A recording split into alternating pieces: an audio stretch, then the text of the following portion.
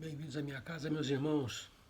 Levar o nosso pensamento a Deus, nosso Pai Criador, agradecendo tudo que Ele tão bondosamente nos proporciona. As oportunidades de crescimento que nos oferece, o momento reencarnatório que nos concedeu. Agradecer ao Mestre Jesus e aos bons amigos da espiritualidade, a companhia, o aconselhamento. Rogando ao Mestre e aos bons amigos que mantenham conosco, nos auxiliando, para que nós consigamos vencer as más tendências e incorporar virtudes, que os irmãos nos auxiliem na tarefa do dia de hoje, ampliando o nosso entendimento, alargando nossos horizontes, aprofundando a nossa visão. Que a paz do Mestre Jesus inunde os corações de todos os nossos irmãos, que a luz do Mestre se derrame sobre o nosso ambiente de trabalho. Que assim seja. Na semana que passou, nós encerramos o capítulo 1º da parte 2ª do Livro dos Espíritos, que tem por título Dos Espíritos. E hoje nós vamos entrar no capítulo 2º da segunda parte, da parte 2ª, que tem por título Da Encarnação dos Espíritos. É um capítulo curto, relativamente curto, são 17 questões somente, reunidas em 3 tópicos: objetivo da encarnação, a alma e materialismo.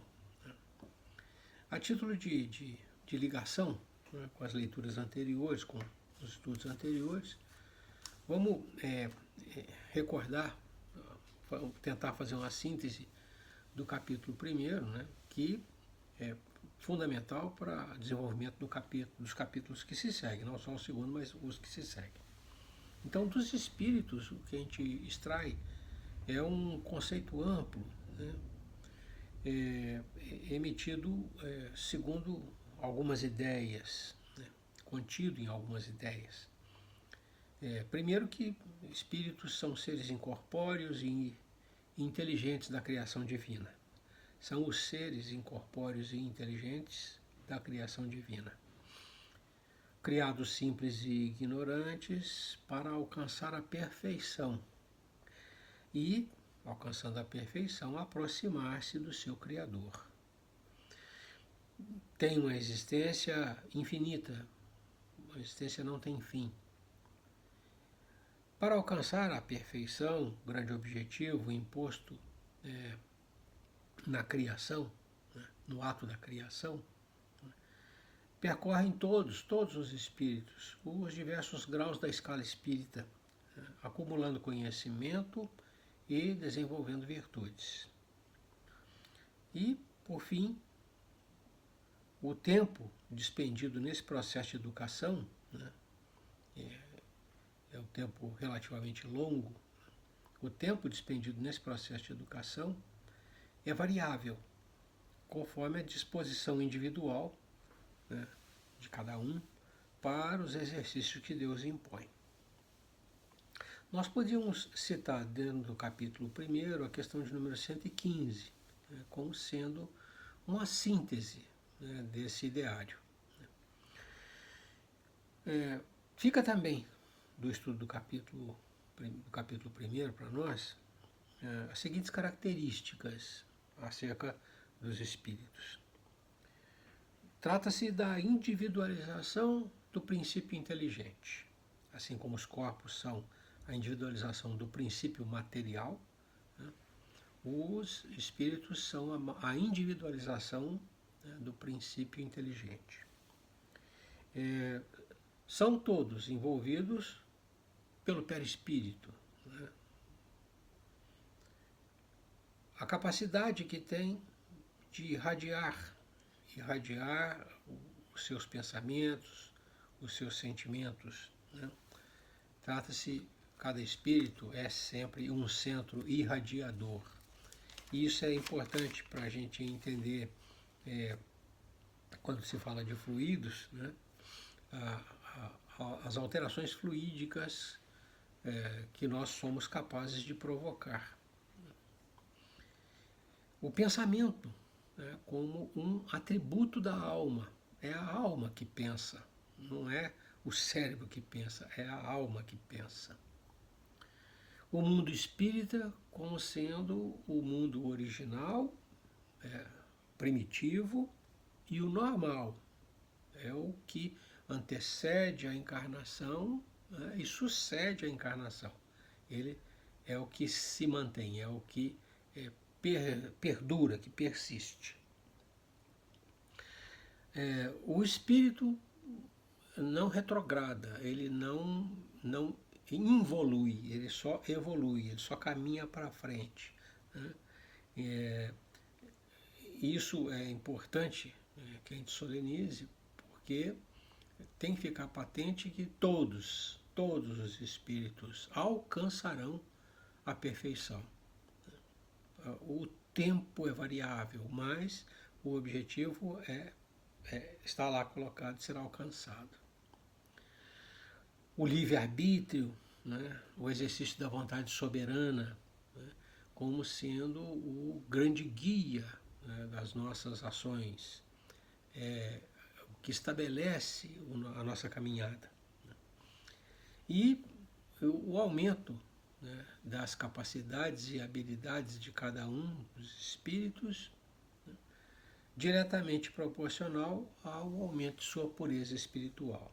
Essas características, né, têm que ficar vivas na nossa mente para a gente poder entender, né, os posicionamentos que vêm logo adiante. Foram colocadas no capítulo 1º, são características que foram levantadas no capítulo 1º e que serão abordadas na sequência. Falou-se também da escala espírita, e eu chamo a atenção, né, Kardec cita a escala espírita como sendo a chave da ciência espírita. A única maneira da gente conseguir entender, né, as anomalias que as comunicações espíritas apresentam em função da desigualdade intelectual e moral, né, entre os diversos espíritos. E essencial também para determinar que é o grau de confiança e de estima, né, que merecem os comunicadores que se achegam a nós. Muito bem. Então o capítulo 1º é um capítulo assim fundamental, básico, né, para o desenvolvimento dos demais capítulos que compõem a segunda parte. Muito bem. Então nós vamos entrar propriamente no capítulo 2º. O primeiro tópico é o objetivo da encarnação. E aí Kardec pergunta ao espírito orientador: qual o objetivo da encarnação dos espíritos? Lá na questão 115, né, fica claro o objetivo da criação dos espíritos, né? Porque Deus os criou, com que finalidade, com que objetivo, né?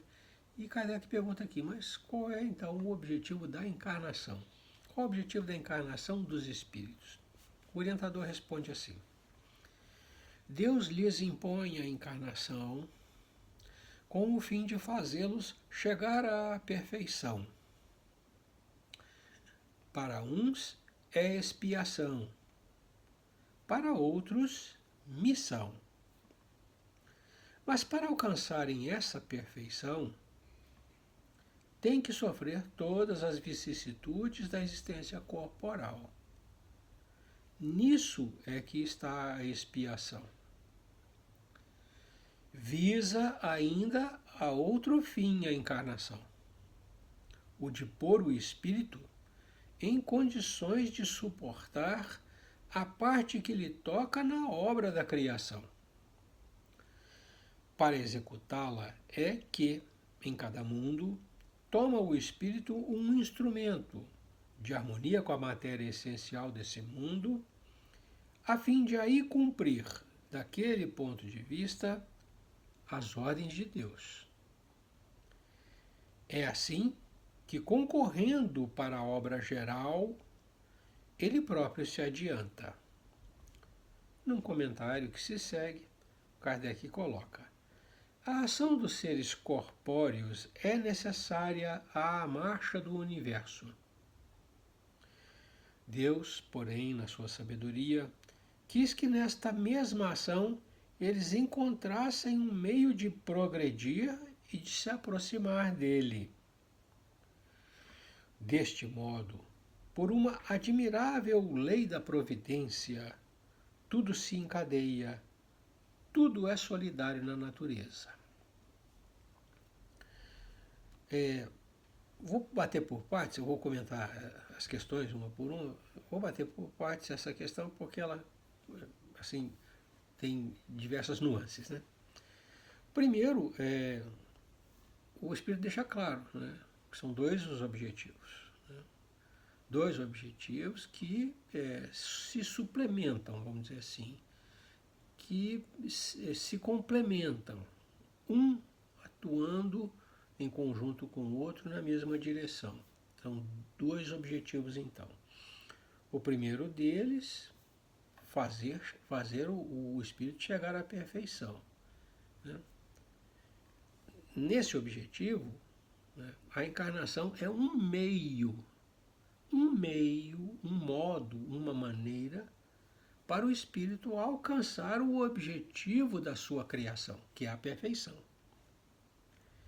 Então, o objetivo da criação do espírito é alcançar a perfeição. A encarnação é um meio para que ele alcance o seu objetivo de criação. O segundo objetivo, né, é o de colocá-lo em condições de suportar a obra, a parte que lhe toca na obra da criação divina. Né? Então, esse segundo, né, nos coloca numa posição diversa daquela que normalmente a gente se acha. Nós nos achamos pacientes, né, dentro da ação de Deus, dentro do planejamento, da ação divina. E o orientador nos coloca como agentes. Então, o que se espera é que, mediante o nosso trabalho, os planejamentos de Deus sejam tornados realidade. É isso que ele coloca. Então ele diz, em conclusão, é assim que, concorrendo para a obra geral, ele próprio se adianta.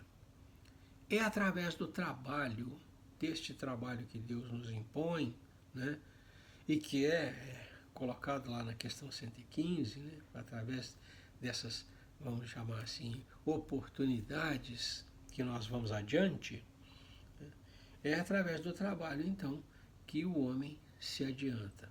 Dois objetivos, trabalhar na obra da criação e, em função disso, né, alcançar a perfeição. Através disso, através do trabalho, alcançar a perfeição. Existe uma citação aqui que eu gostaria também de colocar. Ele diz assim, para uns é expiação a reencarnação, ou a encarnação. Para uns é expiação, para outros missão. A expiação, entendimento meu, a expiação é melhorar-se, retirar de si os vícios, os erros, é melhorar-se através das experiências de retificação de procedimento, de reorientação de pensamento, de sentimento, por aí. A missão é auxiliar o outro na sua melhoria. Então, ele coloca aqui a encarnação para aqueles que estão a caminho e para aqueles que estão mais atrasados e para aqueles que estão mais adiantados, que retornam em missão. Né? Essa missão é auxiliar aqueles que estão em expiação, para que eles alcancem a sua melhoria. Essa nota ele coloca no meio, essa observação ele coloca aqui no meio da resposta dele. Né? Mas ele deixa claro que para alcançar a perfeição, todos têm que sofrer as vicissitudes da existência corporal. Então, vamos chamar assim, é uma condição sem a qual o espírito não vai adiante. É através da encarnação, né, que ele encontra as oportunidades para progredir. Ele coloca: a ação dos seres corpóreos é necessária à marcha do universo, né? Então, somos nós, através dos nossos trabalhos, né, das missões que Deus nos delega e que nós executamos, das vivências que nós temos, que fazemos o universo ir adiante, vamos dizer assim, evoluir, progredir. A gente sai da condição de paciente, aquele camarada está de braço cruzado, sofrendo a ação, para a condição de agente, aquele camarada que está labutando, né, atuando para que as coisas aconteçam. Muito bem. A questão de número 133, Kardec torna. O Espírito colocou essa ideia, mas Kardec pergunta de novo para reforçar. Tem necessidade de encarnação os espíritos que desde o princípio seguiram o caminho do bem? O orientador responde: todos são criados simples e ignorantes. Questão 115. Todos são criados simples e ignorantes, e se instruem nas lutas e tribulações da vida corporal. Deus, que é justo, não podia fazer felizes a uns sem fadigas e trabalhos, consequentemente, sem mérito. O que ele responde é, por outras palavras, solenizar a ideia que ele tinha colocado na questão anterior. Ele diz: para alcançarem a perfeição, tem que sofrer todas as vicissitudes da existência corporal.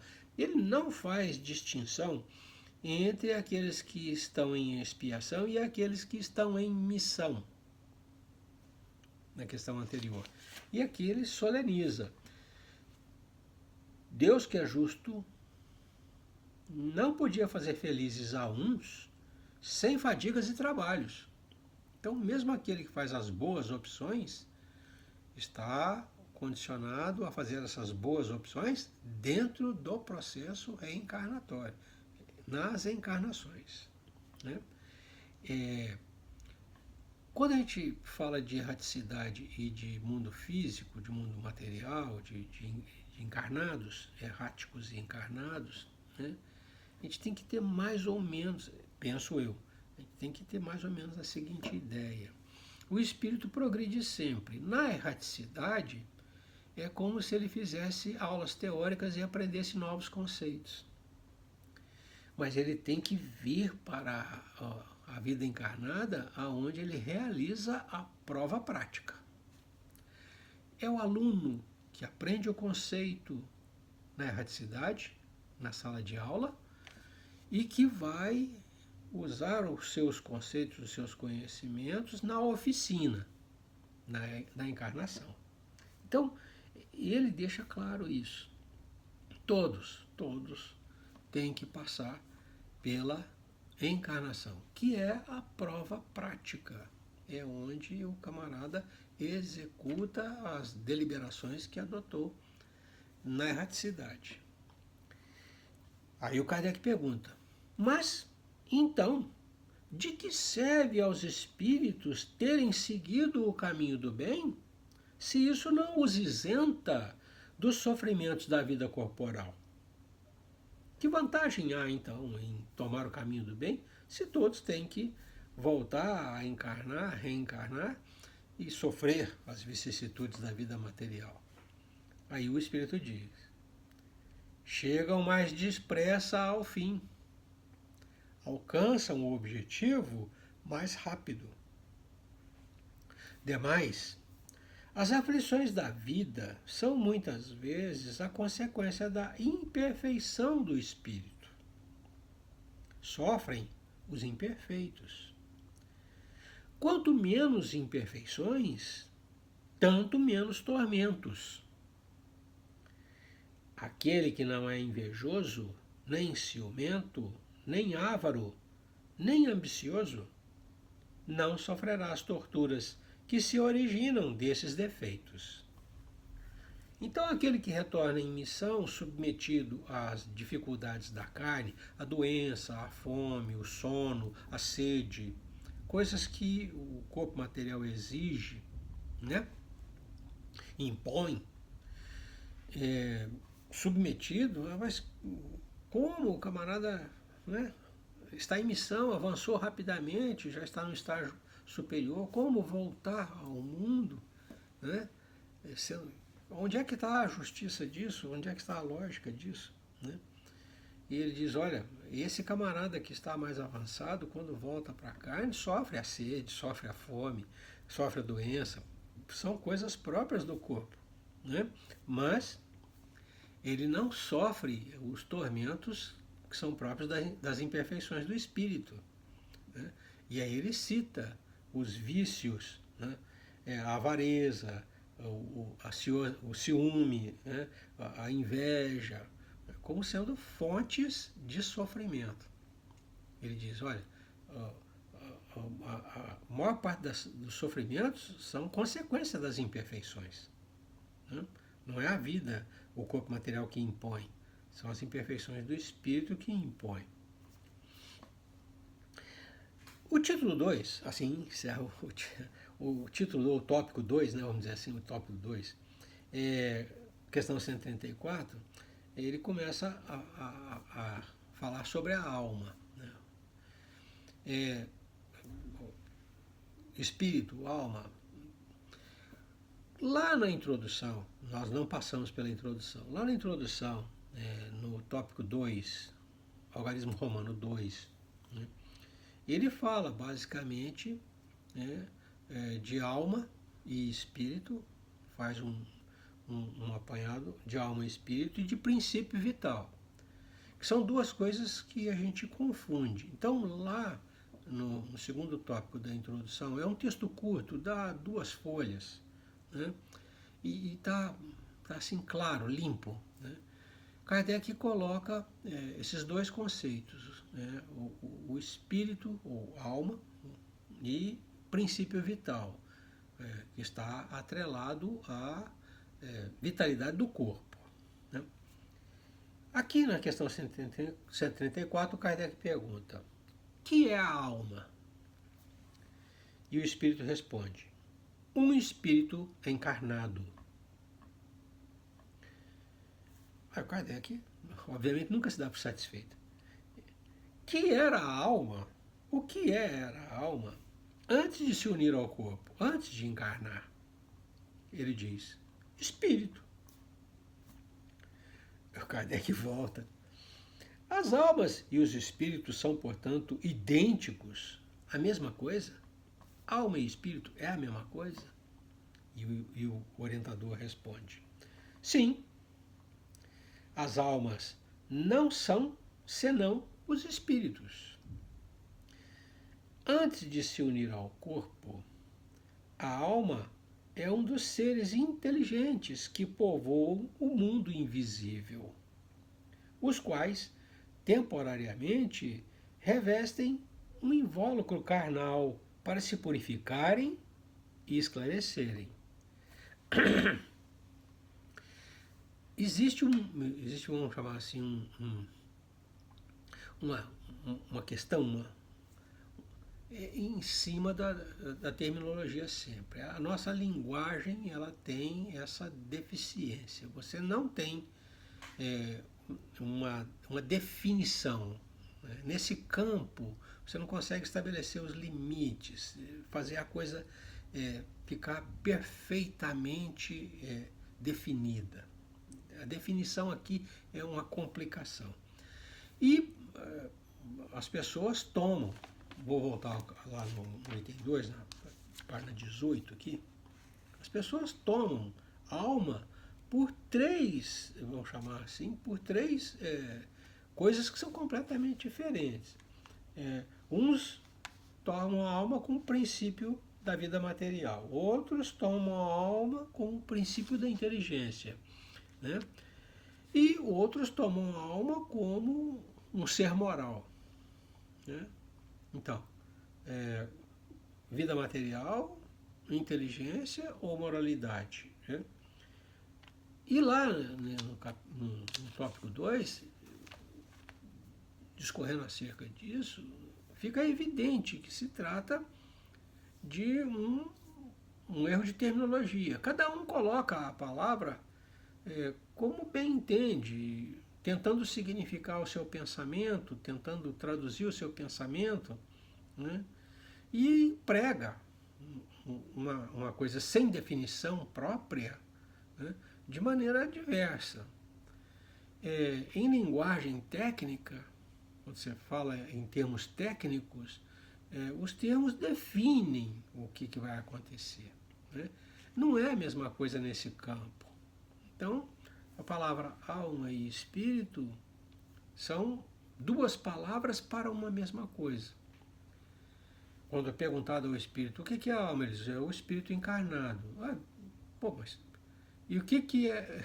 E o que a alma era antes de estar encarnada? É espírito, lógico, é óbvio. Né? E o camarada, em última análise, diz, olha, as almas ou espíritos são seres inteligentes que povoam o universo. Simples assim. Você pode tomá-los por almas ou por espíritos, são a mesma coisa. Os seres inteligentes que povoam o universo. A questão número 135, prosseguindo, né, a alma, tentando esclarecer o termo, Kardec pergunta, há no homem alguma outra coisa além da alma e do corpo? Vida material, corpo, né, e inteligência, né, espírito.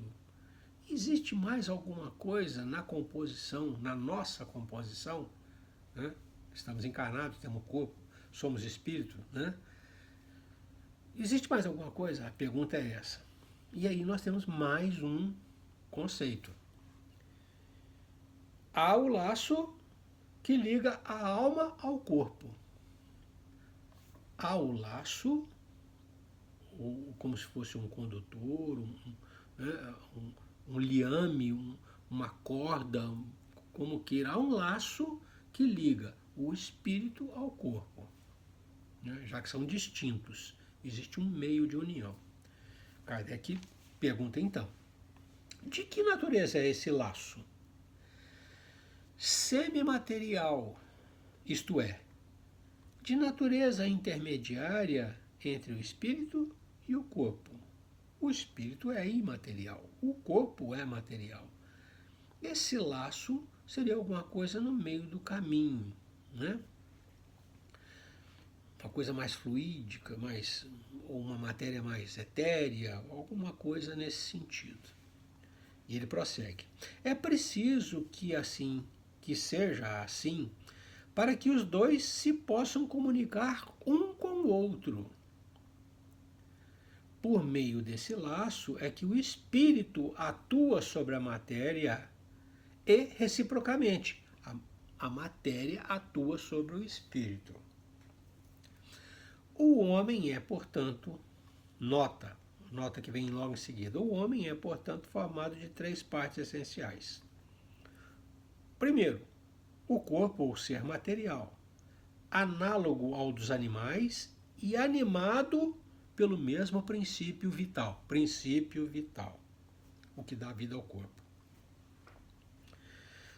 Segundo, a alma, espírito encarnado, que tem no corpo a sua habitação.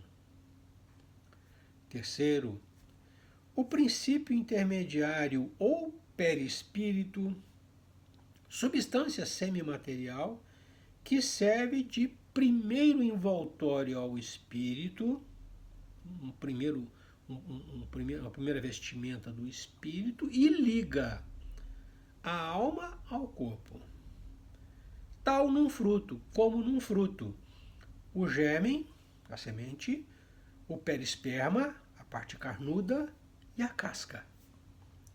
Então, essa é a figura que fica para nós, né, como sendo o homem, o ser humano. Né? O homem ou a mulher, o ser humano. Né?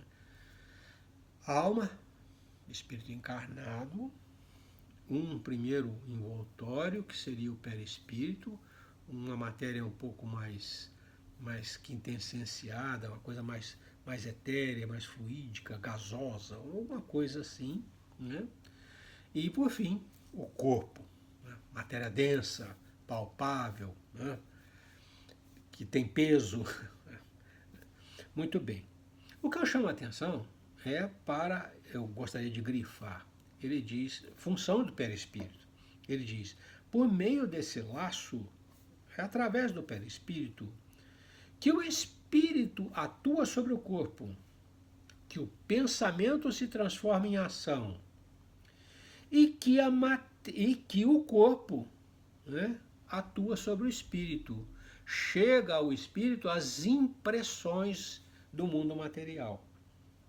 Então nós diríamos assim: o espírito sente dor? Não, quem sente dor é o corpo, mas o espírito recebe essa informação através do dor, que eu digo, dor, beliscão, uma agulhada, né?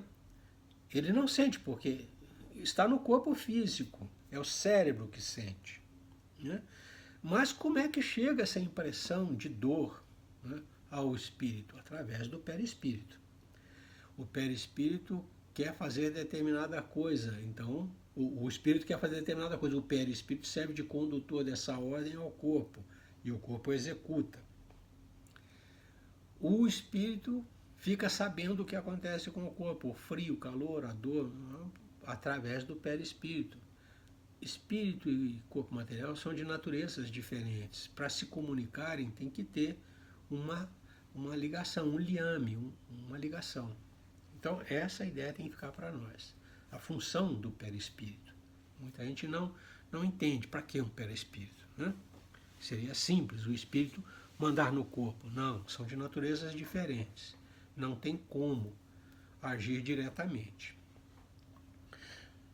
Na questão 136, Kardec pergunta: a alma independe do princípio vital? E aí eu mando de novo para a introdução, tópico 2, né? Porque lá fica claro. O princípio vital é o que anima o corpo. O corpo físico tem uma vida que é independente da alma. Então, o que anima o corpo, nosso corpo, é o princípio vital. O meu princípio vital que anima a flor do jardim ou o cachorrinho pet de casa. Né? A flor do jardim não tem alma, não tem um espírito encarnado nela. Né? Então, são coisas diferentes. O que anima o corpo orgânico, né, é diferente do espírito que habita no corpo orgânico, que se utiliza do corpo orgânico como ferramenta. E aí o Kardec pergunta: a alma independe do princípio vital? Muita gente pensa que é a mesma coisa. E aí o espírito responde: o corpo não é mais do que envoltório, repetimos-lo constantemente. O corpo é só um envoltório da alma, não guarda relação. Né? A alma depende do corpo para as suas tarefas, para a sua vivência no mundo material. Né? Mas não é a alma que dá vida ao corpo, é o princípio vital que dá vida ao corpo. E aí o Kardec prossegue nessa linha. Pode o corpo existir sem alma? E aí o espírito responde: pode. Pode haver vida sem alma? Pode. Nós vemos vida sem alma na flor. Né? A flor tem vida, ela floresce, ela nasce, cresce, ela reproduz. E nem por isso ela tem alma. Não é por isso que ela tem alma. Ela tem vida, mas não tem alma. E aí pode. Entretanto, desde que cessa a vida do corpo do homem, né, o corpo humano, desde que cessa a vida do corpo, a alma o abandona. A alma ela depende do corpo para a sua tarefa, para a missão que Deus lhe deu, vamos dizer assim. Ela necessita, é uma ferramenta, é um veículo para ela executar a sua missão. E ele prossegue, ele diz assim: antes do nascimento, ainda não há união definitiva entre a alma e o corpo, enquanto que, depois dessa união se haver estabelecido, a morte do corpo rompe os laços que o prendem à alma e esta o abandona.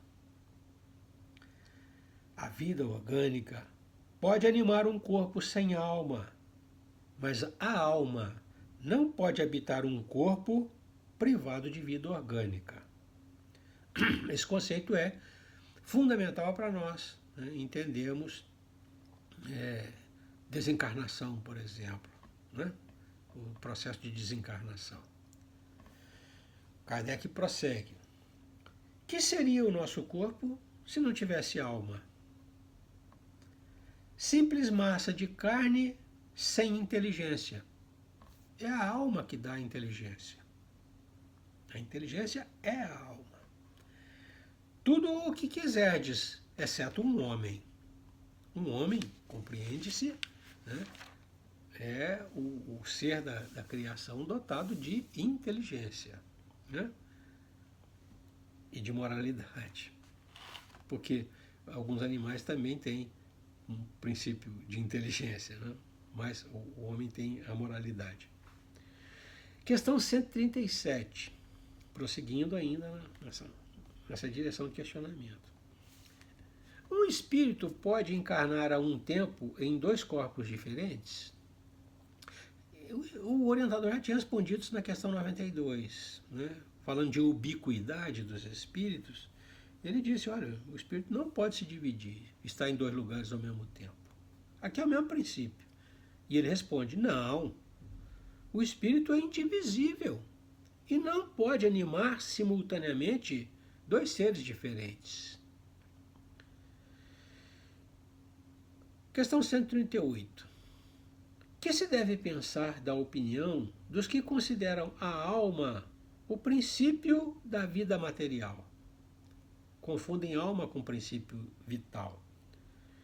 Ele diz, é uma questão de palavras, com que nada temos. Começai por vos entenderdes mutuamente, por estabelecer o significado das palavras, né?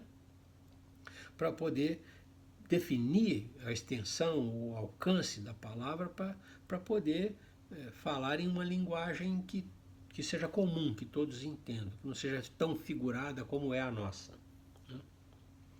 139. Alguns espíritos, pergunta Kardec, alguns espíritos, e antes deles alguns filósofos, definiram a alma como sendo uma centelha anímica, emanada do grande todo. Grande todo. Por que essa contradição? E aí o orientador responde, não há contradição. Tudo depende das acepções das palavras. Por que não tendes uma palavra para cada coisa? Ele acaba repreendendo o Kardec, né? Vocês usam a mesma palavra para falar de diversas coisas e depois não conseguem se entender mais, né? Acabam criando conceitos equivocados, errados. Existe uma nota extensa, né, na sequência. Diz assim, o vocábulo alma se emprega para exprimir coisas muito diferentes. Isso aqui é uma síntese da introdução, basicamente. Vai na direção da introdução. O vocábulo alma se emprega para exprimir coisas muito diferentes. Uns chamam alma ao princípio da vida. E nessa acepção, se pode com acerto dizer, figuradamente, que a alma é uma centelha anímica emanada do grande todo. Figuradamente. Estas últimas palavras, grande todo, indicam a fonte universal do princípio vital. fonte universal do princípio vital, de que cada ser absorve uma porção e que após a morte, o princípio vital retorna à massa de onde saiu. Essa ideia de nenhum modo exclui a de um ser moral distinto, independente da matéria e que conserva a sua individualidade. A esse ser, igualmente, se dá o nome de alma. E nesta acepção é que se pode dizer que a alma é um espírito encarnado.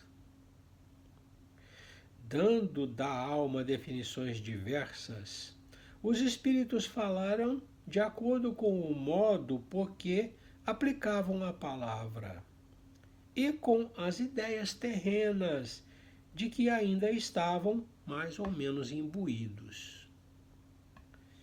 Isto resulta da deficiência da linguagem humana, que não dispõe de uma palavra para cada ideia, donde uma imensidade de equívocos e discussões.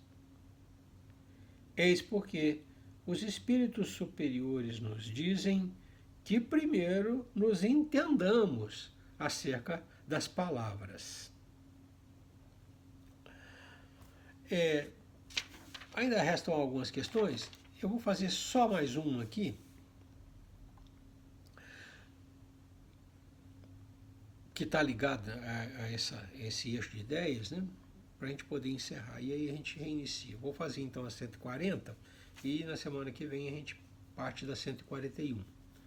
A 140, Kardec pergunta assim: que se deve pensar da teoria da alma subdividida em tantas partes quanto são os músculos e presidindo assim a cada uma das funções do corpo? O orientador responde: ainda isto depende do sentido que empreste a palavra alma. Se se entende por alma o fluido vital, esta teoria tem razão de ser. Se se entende por alma o espírito encarnado, é errônea. O princípio vital pode se dividir, se localizar em diversos músculos. O espírito é indivisível, é o que ele diz. E não pode o espírito se dividir para se colocar em diversas partes do corpo. Aí ele diz: já dissemos que o espírito é indivisível. Ele imprime movimento aos órgãos, servindo-se do fluido intermediário, sem que para isto se divida. É para isso que existe o perispírito. O espírito comanda os diversos órgãos através do perispírito. Ele não precisa se dividir, se localizar aqui e acolá para ir comandando as diversas peças do organismo. Kardec torna então: entretanto, alguns espíritos deram essa definição. O senhor está falando que é assim, mas outros já disseram que não, que ele se divide. E aí o orientador responde: os espíritos ignorantes podem tomar o efeito pela causa. E aí, uma notinha para encerrar. A alma atua por intermédio dos órgãos e os órgãos são animados pelo fluido vital, que por eles se reparte, existindo em maior abundância nos que são centros ou focos de movimento. Esta explicação, porém, não procede desde que se considere a alma como sendo o espírito que habita o corpo durante a vida e o deixa por ocasião da morte. Até aqui, então, né, nós vamos parar por aqui, são 44 minutos. Até aqui, então, nós vimos as preliminares da alma, vamos dizer assim, né? Alguns aspectos. Na próxima aula a gente recapitula, né, e prossegue para ver se a gente consegue encerrar esse tópico número 2. Os irmãos fiquem à vontade, né, usando o nosso espaço de comentários para questionamentos, dúvidas, sugestões, críticas. Agradecidos ao Mestre Jesus pela oportunidade da companhia dos nossos orientadores espirituais, da assistência do próprio Mestre, nós rogamos ao Mestre e aos bons amigos, nos mantenham assim iluminados, para que nós tenhamos clareza em enxergar os grandes objetivos que ainda aguardam pela nossa ação. E que o Mestre nos infunda muita força moral, para que nós tenhamos coragem de agir conforme a lei de Deus. Paz e luz é o que eu desejo aos meus irmãos. Que Deus os abençoe. Até a próxima.